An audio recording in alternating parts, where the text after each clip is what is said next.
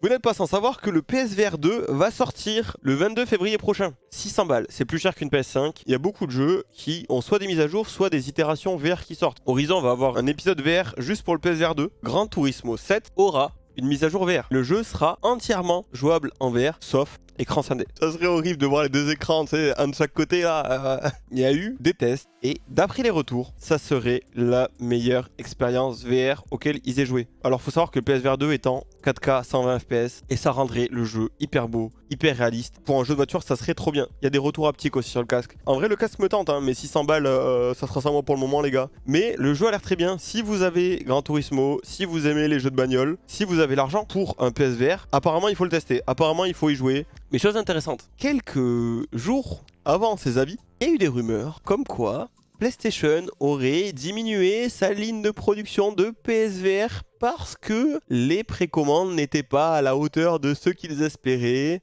Les prévisions de vente ont baissé. PlayStation a démenti le fait d'avoir baissé sa ligne de production. Par contre, ils n'ont pas démenti le fait d'avoir baissé leurs prévisions. Donc ils en produiraient autant. Mais ils prévoient d'en vendre moins que prévu. Je trouve ça drôle de voir quelques jours après cette rumeur des avis de journalistes qui disent « Non mais GT7 vraiment, c'est la meilleure expérience VR que j'ai eue. Achetez un PSVR 2, achetez GT7. Hein. » Bon, c'est des journalistes. Normalement, il faut leur faire confiance. Ce test était prévu à l'avance, mais je trouve que les circonstances sont très drôles et ça fait très pub.